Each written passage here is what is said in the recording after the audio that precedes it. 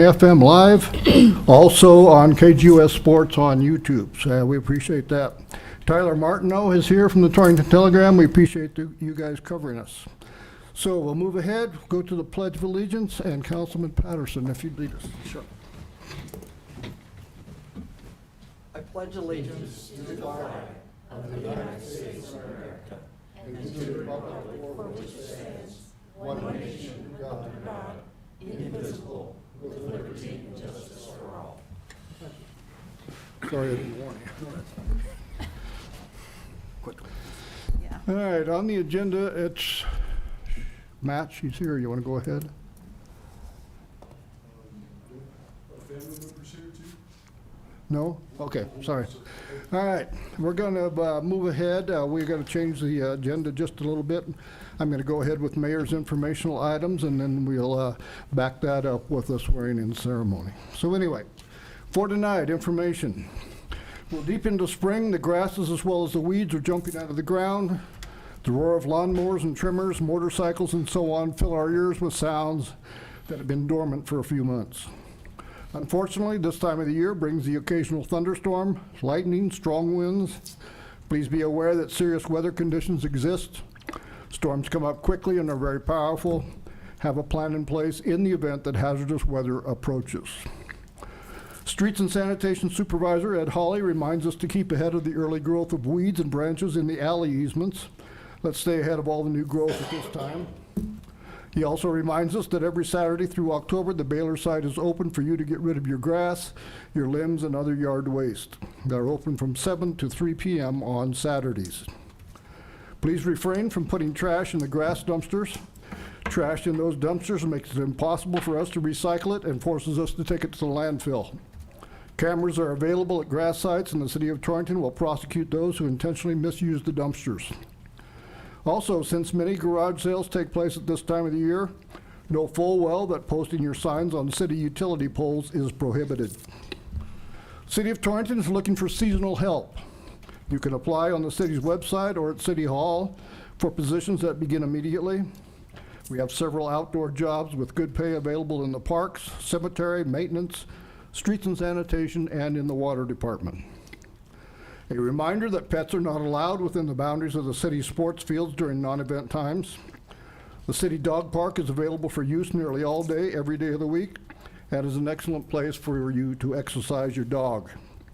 The city provides water, mowing, fertilizing, and weed control and maintenance at the dog park. People who use the facility are expected to pick up their animal waste and deposit it in the provided containers. It has been some time coming, but Elk EcoCycle Recycling Center is now open to take your cardboard, separated paper products, and aluminum cans. The site is located at 310 Curtis Avenue, the old City of Torrington site, and is open to receive your recyclables from 8 to 4 Monday through Wednesday. Elk EcoCycle is a 501c4 nonprofit operated at the old city site with contributions from the City of Torrington and from several other public and private entities to provide recycling services to the Torrington community. Remember, only cardboard, separated paper products, and aluminum cans at this time. As the business develops, other products will also be considered for recycling. Thursday, May 19th marks opening day at the sports complex where area Little League teams will be competing. The celebration and opening begins at 5:30 p.m. and all are welcome to participate. Please come out and help celebrate our area youth.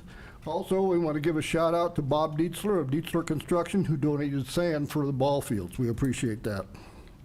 City of Torrington swimming pool will open on Monday, May 30th and Tuesday, May 31st from 1:30 to 5 p.m. Regular hours will then begin on Tuesday, June 1st and extend through mid-August. Rates, except for large family season passes, are unchanged from last summer. The COVID report continues to be very positive here in Torrington. Total deaths for Goshen County still stands firm at 57. That's a total that has remained constant since February. At this time, Community Hospital has 0 COVID patients.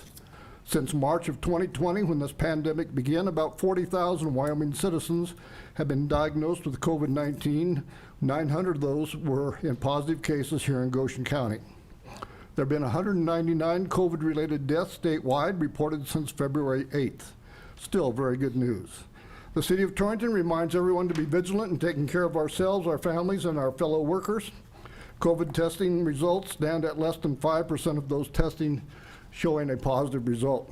And this is all great news for those of us here in Goshen County. We hope to keep it that way. I want to remind everyone that the sign-up period to put your name forward as a candidate for mayor, for city council, for county commissioner, for sheriff, for county attorney, and several other positions throughout the county opened on May 12th, and it continues through 5 p.m.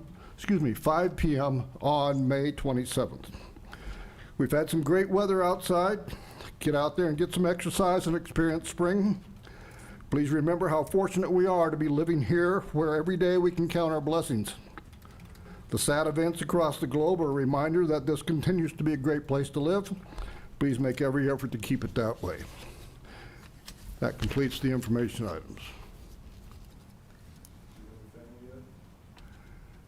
Not yet? Okay, that's all right.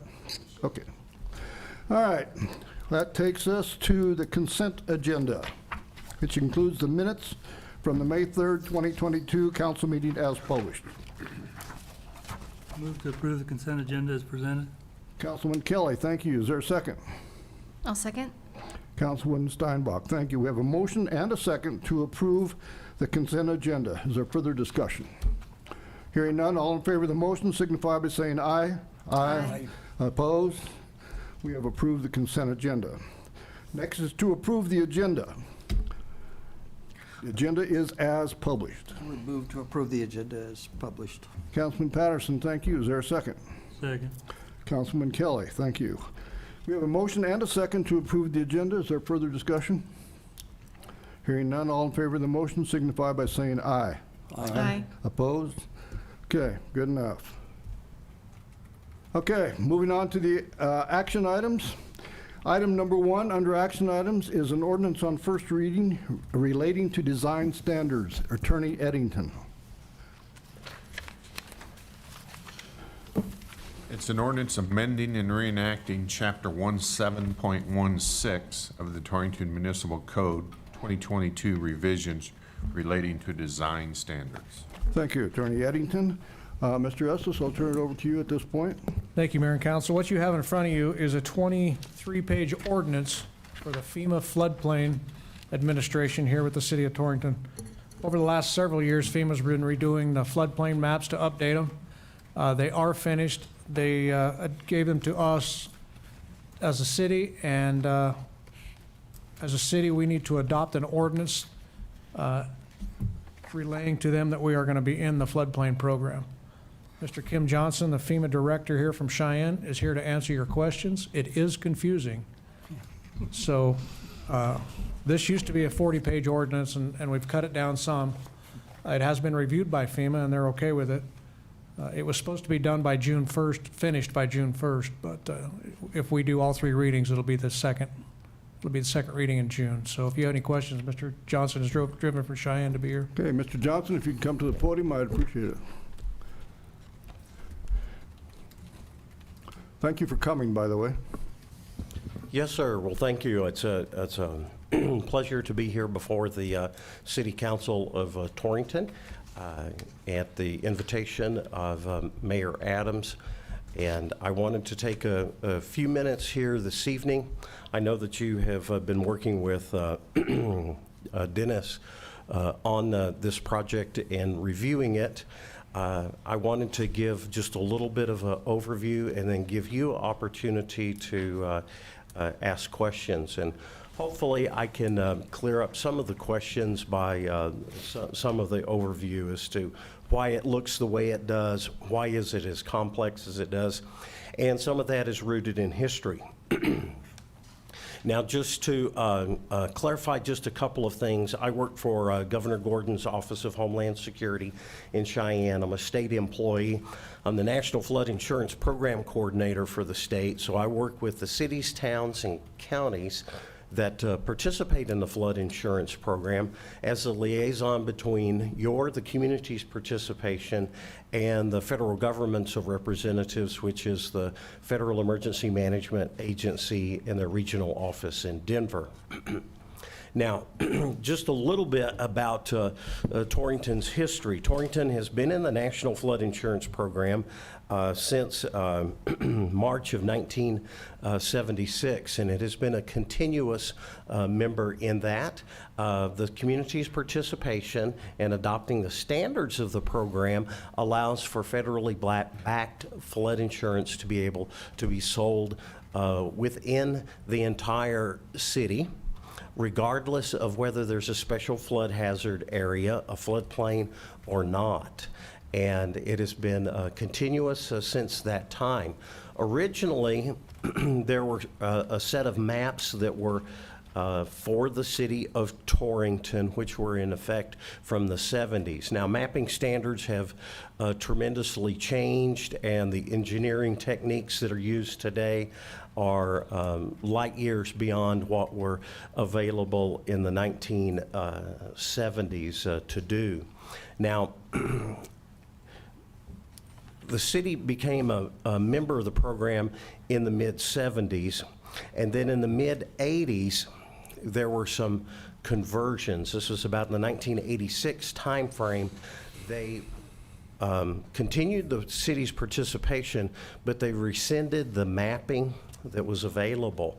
So from 1986 until here just recently, there were basically no effective floodplain maps. However, there is, flood risk in the area with the river, and there are some drainage areas within the city that can rapidly accumulate flood waters. But until 2014, that was the status of the town's participation. So having to significantly regulate a floodplain in the city, or that responsibility, because there was no mapping, and it's an agreement between the community and the federal government that for the mapped areas, you'll regulate to standard within those mapped areas. Well, this is the situation is a little bit kind of like in limbo. Okay, you're a participant in the program. Flood insurance is available for purchase by the residents of the community, but you don't have any floodplains. Now, that sounds a little bit odd, but that does occur in a number of communities within Wyoming. Now, beginning in 2014, in conjunction with the other communities in the county and the county, a mapping project was pursued, and that kicked off in 2015. And they are very, very lengthy, as you can tell. Here we are, 2022, and it's now finally coming to fruition and completion. But the Federal Emergency Management Agency and its independent contractors took on the project to update the maps for the city of Torrington and also the other communities and the unincorporated portion of the county. The mapping that was available was first edition, 1970s, not very accurate mapping. So with advances in technology and with better engineering models, they have developed a new map, and that is what has been published and is up for adoption. The process that communities go through with new mapping to continue to stay in the program, once a new map has been published, it requires an adoption of a current ordinance to reflect the complexity of the map. Now, when the, and Dennis Estes made mention to this previously, when the city initially came into the program, the standards that it had to meet because of the level of mapping were extremely minimal. Now in 2022, the complexity of the map with the engineering detail, with improvements in survey data and engineering models, it's a much more complicated flood insurance rate map for Goshen County as a whole, to include the city of Torrington. And the requirements that are mandated to adopt the map with the corresponding regulations are outlined in Title 44 of the Code of Federal Regulation in Part 60.3. And that's the basis of the draft ordinance. What this draft ordinance that we worked with Dennis to prepare for the community works from basically a template that is tied to the complexity of the map and to the detailed levels of the map. What is different about this than from in the 1980s and 70s is that the delineation of the North Platte River is a regulatory floodway. That's about the highest level of complexity that you can have in a map in the state of Wyoming. And that drives a significant amount of the verbiage that you will find in the ordinance. The ordinance follows a template that has been developed, and I've worked with this program for about 15 years on and off. I think that the template that is designed and that was presented to Dennis Estes and the city to look at, one, it has the minimum requirements that you have to have in it, and then it provided you with options that the community could look at to employ to, one, provide better protection for flood damage prevention and for flood risk management, and then secondly, also make it easier for the community to administer. It's interesting to kind of note, and this is my own observation, but if a community adopts a level of ordinance with just the bare minimum standards in it that is required, it may present itself to be a challenge to administer. And over the years, a number of specialists in the federal government and at state levels had looked at it, and we devised the wording not to be onerous or burdensome or add some level of regulation onto the community, but to provide an ordinance that can be administered easily for the community without needless possible challenge or confusion. It provides a tremendous amount of detail, but in detail covers the what I call the areas that typically get left to gray situations. So that's why that you'll find a lot of the paragraphs are quite detailed in their outline. I have found that for community floodplain administrators, which Mr. Estes would be here for the city, I find that in working with 85 throughout the state, that where things are not left in gray or to interpretation and where they're detailed and outlined, they prove to be beneficial for the administrator and also beneficial to the resident so that they fully understand in clarity to where something is not having to be interpreted, which could lead to an inconsistency in the administration of the program. So what is required is that the ordinance that was provided and the information, we provided that to Dennis and for him to work through and to work with you as a council to see what would best fit the council's needs. He provided that to us. We reviewed it. There were just a couple of minor administrative corrections that we asked for him to make, and it's acceptable to and approvable from the federal government's perspective. And we at the state, while we're not an approving authority, we concur with it. I personally think that it would fit the needs for the city of Torrington in administering the program. It is quite a bit of a change. And as you implement any type of change, there's going to be a growing process, and my office is available to assist the city of Torrington with any issues, or is what somebody might call growing pains in utilizing and adopting a new ordinance. But the key points for the overall strategic sense of the program for the city of Torrington to remain in good standing in program, it has to adopt the map through the mechanics of adoption of this ordinance, and then administer to the provisions that are laid out in this ordinance to remain a community in good standing in the flood insurance program. And that makes flood insurance available for all residents within the municipal boundaries of Torrington.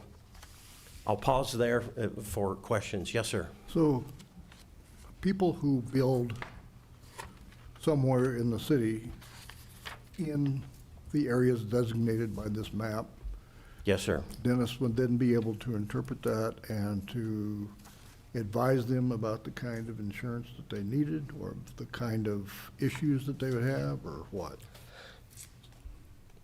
Overall, sir, it would require, it requires a floodplain management development permit when you develop in the special flood hazard area. That's going to be the areas marked in blue on the map. In a permitting process, as Dennis is a building official, similar to building permits, they'll have to make sure that their development, what they're doing, construction, remodeling, grading, the development in the floodplain is more than just building a superstructure. But to understand that, it'll have to be done to the standards outlined here, because the key thing about these provisions is they don't prohibit construction or activity in the floodplain. It just means that it has to be done to a flood prevention standard. And then that will, when those requirements are satisfied for the city, then whether there's an insurance issue with the type of development in a floodplain, then that will be between the insurance requirements will be handled either between the resident, the applicant, and their insurance agent and or their lender that's requiring. But it's, the bottom line is it's going to have to be constructed to a safe standard. And typically, and you'll find a lot of this in there, typically what the key to building in a safe standard in a floodplain is to the type of structure that's been built, the foundation type that's being utilized, and then the elevation of the what is called the lowest floor of the structure to a safe height out vertically out of the floodplain. So it gives him standards for which Yes, sir, it everybody has does. to abide by in the floodplain, Yes, sir, it does. and provides information for those people who want to build there, provides information for people who are selling them insurance, and gives him ways to review it like he does any other building and determine if they're up to snuff, I guess. Yes, sir, it would be. That's a good summary of the process. What it also provides is that resident who may or may not be knowledgeable of a flood risk in that area, it provides a great amount of information for them to construct to a safe standard. Good, go ahead, Rick. I have a question here. No, and I'm not sure if this question would be for Dennis or for you. Okay, sir. So, start off with a confession. I have not fully read the ordinance because of the length of it, and just got it a little bit ago. We have 3 readings, and that's the reason for that, is that we'll get to that. But the question I have is, what is the impact on folks that are already located in the identified, the property that's there? Impact would there be things required that they do right away? Would they be able to get insurance or not get insurance? Existing construction. Yes, sir. For, let's say that you are, I'll use the term captured by the floodplain. The new, Yes. the new special flood hazard area now encompasses you where you were not previously before. There is no immediate retroactive activity that you've got to do, any retrofitting that does. From that point forward, that particular property is subject to the standards that are in the ordinance. Something that may occur, depending, let's say that the structure is a residential structure and it is mortgaged, lenders will, when these maps go effective, lenders will look through their portfolios to see where loans are, and they will make a determination if flood insurance is or is not required for that structure that's now in the floodplain. They will, and that is a activity that goes on between the property owner and the lender. That communication comes to them, not through the city. That will go directly from that federally regulated lender to notify them of a need for flood insurance on that property in the amount that is required based upon which there is for that particular property. So immediately, the construction standards would apply to new construction and remodel? Yes, sir. Like It would- building permits, it would right? for new- It would for new construction. It would for also what's called substantially improved properties, which are those where the improvement is more than 50% of the value. Then you have to bring whatever, if it's an addition, it gets pretty detailed. But if there's an addition that is more than 50% of the value of a property, then it has to also be made compliant, and there's verbiage to that extent within the ordinance. Okay, thank you. So anybody with a pre-existing structure can get flood insurance whether they meet these standards or not? Oh, that's true, sir. Yes, sir. If, and that's a very interesting thing that you bring up. Within this, within the National Flood Insurance Program, and it varies from year to year, but 30 to 40% of the claims are outside of identified floodplain, meaning that, anyone that no one will be, there's not a mandatory purchase provision for someone who is not inside of a floodplain, but let's say you're outside of the floodplain, but you may have a flood risk, such as I do, coming off of a bluff where I live in Cheyenne. I carry flood insurance on my house because of the runoff, and I'm probably a mile as the crow flies from the creek. But I'm eligible because the city of Cheyenne participates in the program. I'm eligible to buy federally backed flood insurance for my home. So, I think Building and Grounds Supervisor Estes has a lot to learn.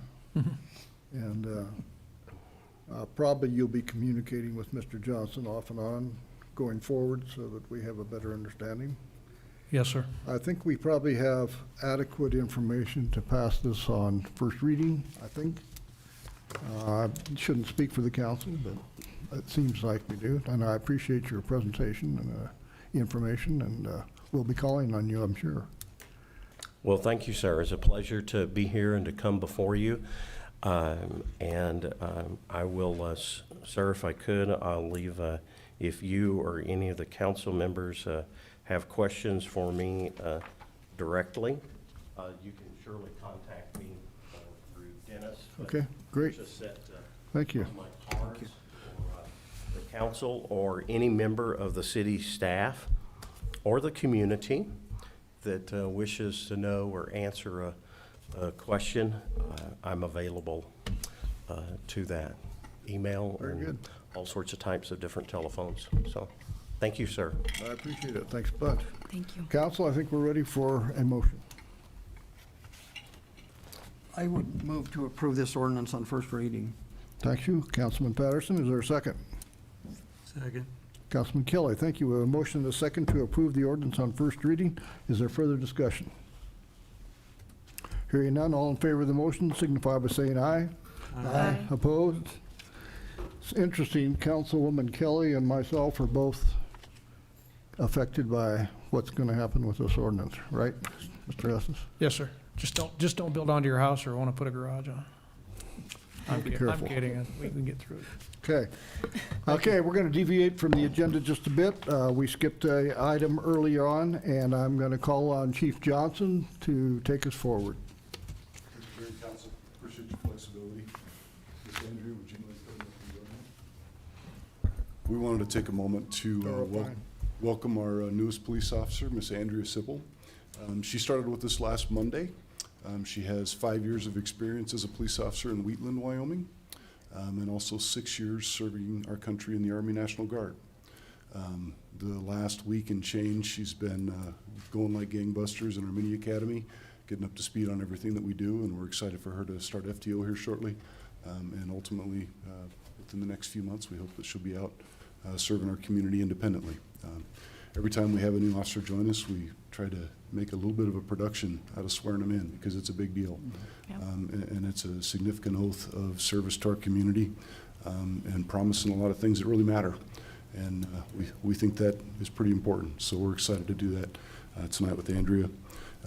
For reference, she assures us that her lucky number is 13, and her badge number will be 113. All right. Right. Miss Andrea, we'll do our best to keep the microphone here in between us.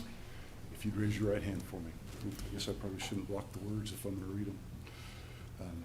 I, Andrea Sipple, do solemnly swear I, Andrea Sipple, do solemnly swear that I will faithfully support and defend the Constitution of the United States of America, that I will faithfully defend, support and support, defend and defend the United States Constitution, the Constitution and the laws of the state of Wyoming and the city of Torrington. the Constitution and the laws of the state of Wyoming and the city of Torrington. On my honor, On my honor, I will never betray my integrity, my character, or the public trust. I will never betray my integrity, my character, or the public trust. I will always find the courage to hold myself.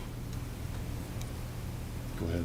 I will find the courage to hold myself And others accountable for our actions. and others accountable for their actions, for my actions.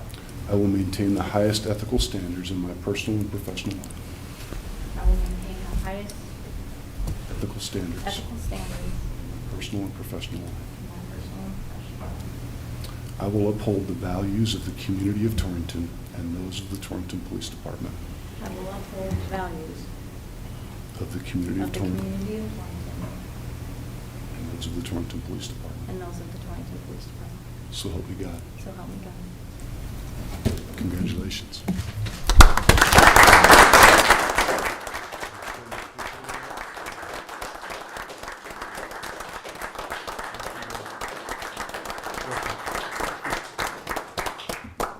Thank you, Thanks, folks. Chief. What, no speech? Officer Sipple, thank you. Glad to have you. You're welcome to come to the podium and address us if you'd like. You don't have to. It's up to you. Thank you. Thanks. And thank officers. Thank you all for coming. All right, moving on. That brings us to action item number 2, to ratify a special event permit approved May 5th, 2022. Sean Allen with Bluebird Boutique requested 2 special event permits for a Mother's Day Main Street sale that was held on May 6th, 2022 and May 7th, 2022 from 7 a.m. to 5 p.m. in front of 1940 Main Street. Sean Allen came to City Hall, asked to fill out a special events permit form, even though this was only one day prior to the event. He filled out the form, he paid the $400. I polled the council members. All 4 council members agreed that we should award the special event permit, and they went ahead and had their trailer open and so on. So basically, what I'm asking for the council to do right now is to approve the event that we've already had. So I'm waiting for a motion. I'd move to ratify the approval of the event permit for. Councilman Steinbach, thank you. Is there a second? Second that. Councilman Patterson, thank you. We have a motion and a second to approve the event and the permit. Is there further discussion? Hearing none, all in favor of the motion signify by saying aye. Aye. Opposed? Thank you for doing that. We try not to have those kind of situations happen, but occasionally they do come up. Item number 3 is a special event permit. Dana Wimberly with Lifeway Church is requesting a special event permit for Vacation Bible School Kickoff Community Event to be held on June 25th, 2022, from 3 p.m. to 7 p.m. in front of 2502 East G Street. Applicant is requesting that the special event permit fee be waived due to the fact that Lifeway Church is a nonprofit organization. I know that they talked with Chief Johnson, and you have anything that you'd like to comment about for that? No concerns. We're going to provide some barricades just to make sure that we've got the safest possible situation for a lot of kiddos enjoying a good time. And Superintendent Hawley is kind enough to provide those for us, and so we'll team up and it'll be great. Okay. Is there someone here? There isn't someone here, is there? Oh, any. Sylvia, do you have anything to add regarding that?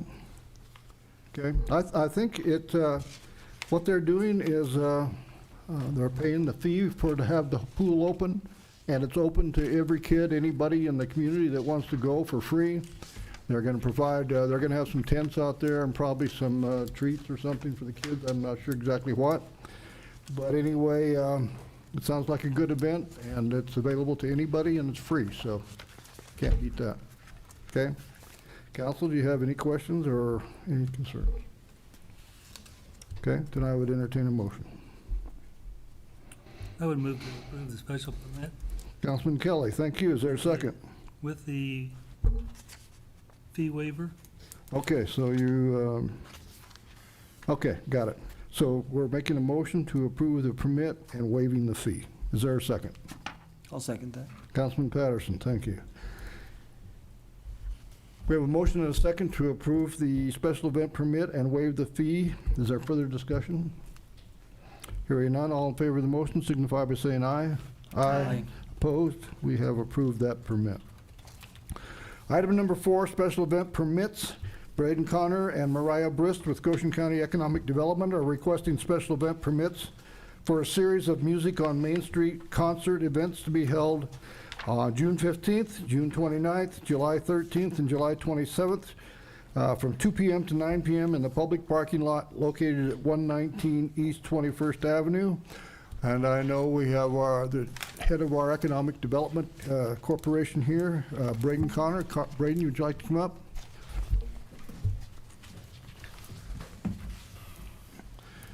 Mayor, members of the council. Take us through what you're going to do. Yeah, so like you mentioned, June 15th, 29th, July 13th, and 27th, those are Wednesday nights. Plan on doing a music event in lieu of Third Thursday in the parking lot behind Vandals. The event will actually take place from 6 to 9 p.m. We are asking that the first event, we close the parking lot in its entirety to see how everything shakes out with the stage and stuff coming in. But after that, if we don't have to, I think it would be best that we maybe just close a portion. And then I'm working with, our economic development's been working with Chief Johnson, Troy Ayers, and Todd Warner on the event. Those two have been key pieces to getting this thing, getting life to it. It's part of, for lack of a better term, the circuit that travels between like Alliance and Scottsbluff. I know Scottsbluff has music on Broadway or bands on Broadway, and so this is just a spin-off of that. They're coming to Torrington on Wednesday nights. We're starting out with 4 events this year, hoping to grow it next year. We're gonna see how it shakes out this year, see if we have the the numbers of people and people like it, and then maybe next year we can expand it. Local vendors set up on the streets. We plan on closing part of 21st and part of East A, north of the entrance to the theater on East A to the intersection, and then east of the alley behind Vandals to the intersection as well. And so we're opening it up for local vendors, try and get some food trucks, local restaurants to serve food, and I do believe that there will be beer within a boundary in the parking lot. So I would stand for any questions. For me, Todd and Troy are here as well. If you have any questions for them, they're probably a little more knowledgeable on the event than I am, so. The question that I always bring up is any noise conflict with the theater? So we spoke with the theater. We actually used the Old Moose Days as a kind of a test run. We came to the agreement that as long as we keep the music under 80 decibels from just in front of the stage, I think everything will be good. Our stage location will actually be different than of the Moose Days. Will be on the east side of the bathroom and kind of facing south down the street. And so the hope is maybe we don't, you know, echo those sound waves off the back of the Bounce theater. right off the Yeah. wall or whatever, yeah. Yeah, so, So they're aware of it and, yep, okay. yep, we've spoke with them, and like I said, I think everything is agreed upon there. Yeah, I would add my comments to the fact that Braden and Chief Johnson and several others have worked a long time. We probably worked on this for a couple months to work out any differences that we've had with people around that area, particularly the businesses. The theater is one of them. And we're got it to a point where I think we can go forward and make it work. Agree, Chief? Very much. Okay. Any further questions for Braden? And like he said, we have two other people here who would love to come to the podium and answer questions. Now, the alcohol vendors, That's my question. Go ahead, Dennis. the alcohol vendors are gonna have to be, they're gonna have to come and get a permit for each date, right? Right.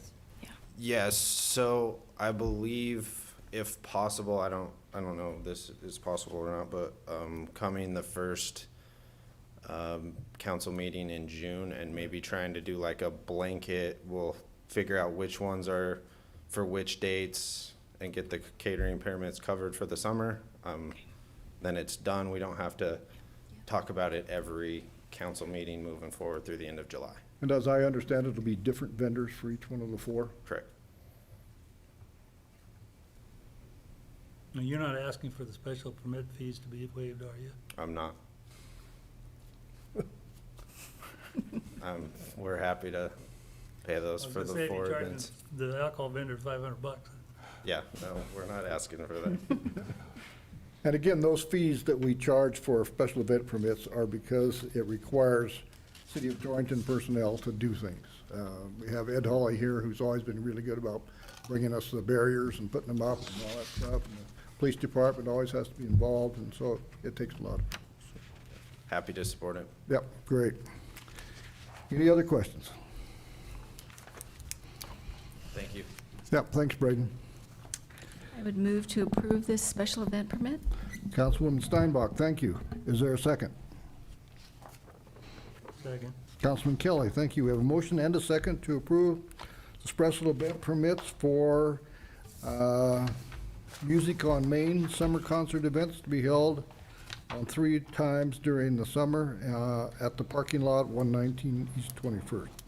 Is there further discussion? Hearing none, I'd call for a vote. All in favor of the motion, signify by saying aye. Aye. Opposed? Very good. Good for you guys. Good luck. Hope it works. Thank you, sir.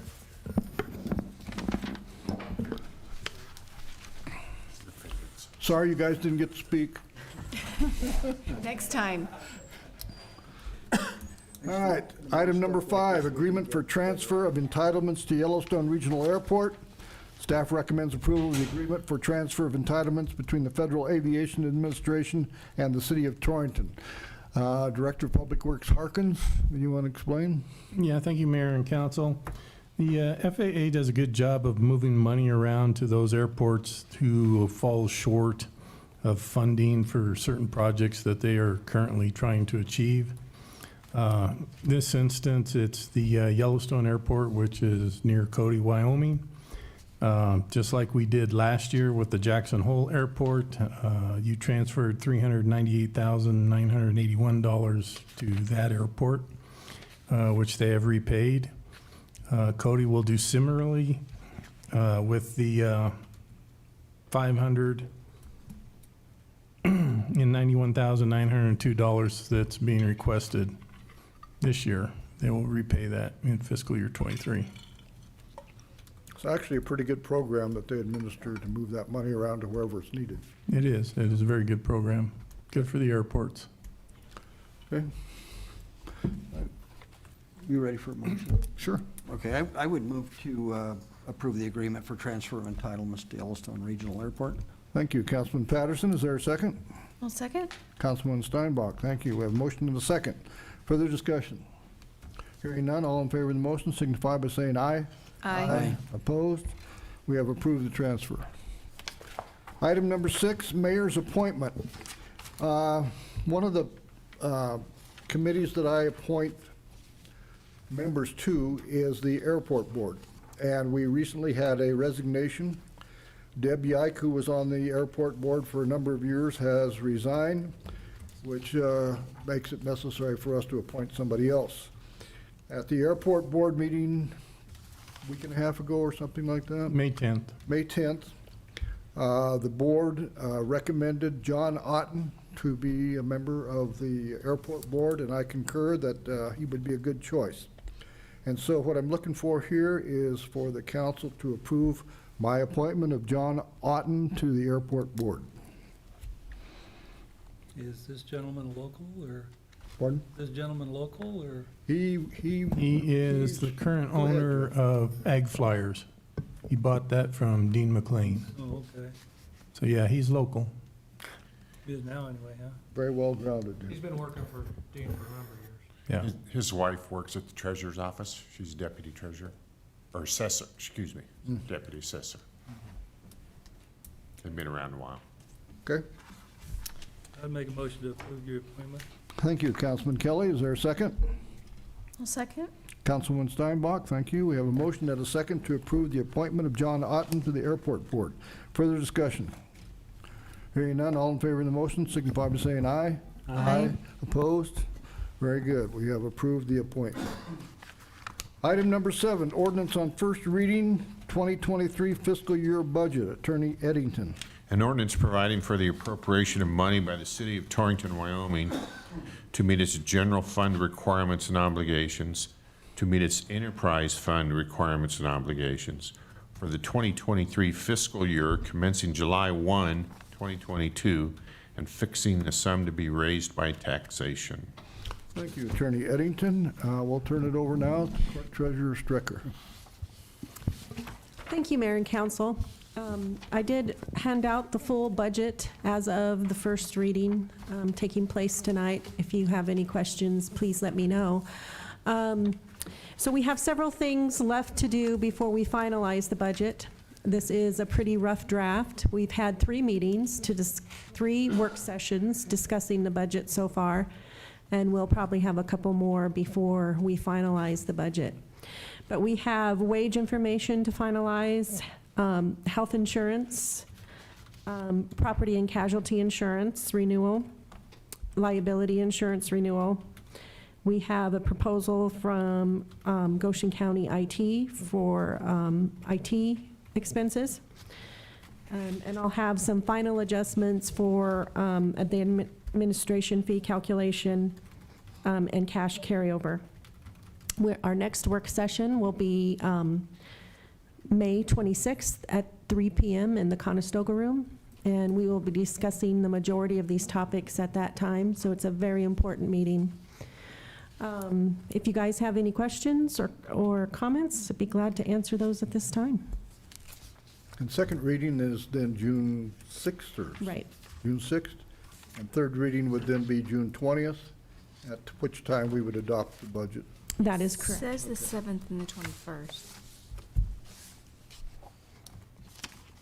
On here. Whatever I have on there is correct. Okay, it's the 7th and 21st.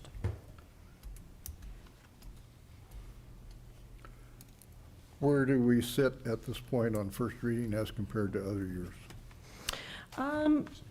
It's about where we sat previously. We do have more requests for capital construction in this budget than in previous years. It's hard to compare to a year with COVID, so we're trying to recover from that. There's a lot of money out there to be decided on for grants that is still coming, hopefully this summer. So we'll probably be seeing some adjustments to this budget when that money becomes available so that we can apply and hopefully get some infrastructure improvements. I think we're expecting that there's going to be quite a bit of money available for us to do projects, but It's still unknown at this time.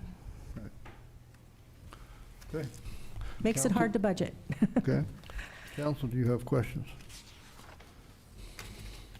Just a comment that this has been one of the tougher budgets I've ever been involved with, because trying to predict how much equipment's gonna cost and when it will get here, Correct. keep it in a certain fiscal year is almost impossible. So it seems like everything's a moving target along with the inflation, and it's just, so appreciate the work that's gone into this. Yes. And appreciate there's some uncertainties that are just inherent in these times. Yes, it's been unprecedented, that's for sure.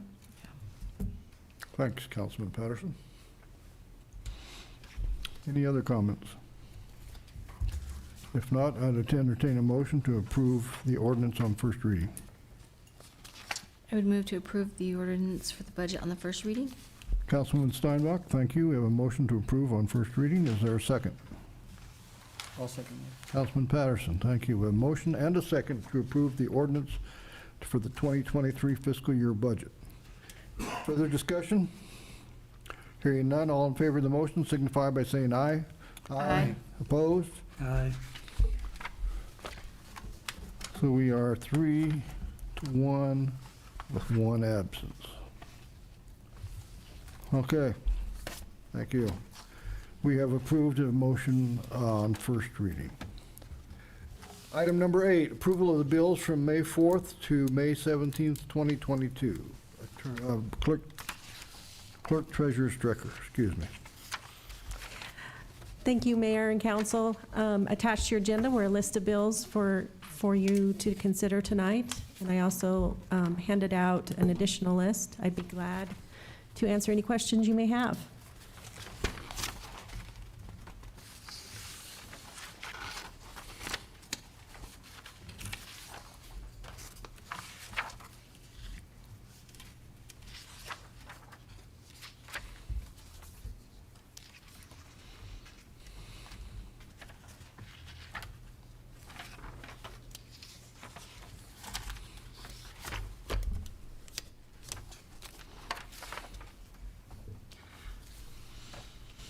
I would move to approve payment of the bills.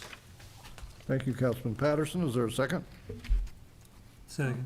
Councilman Kelly, thank you. We have a motion and a second to approve the bills. Further discussion? Hearing none, all in favor of the motion signify by saying aye. Aye. Opposed? We have approved the bills.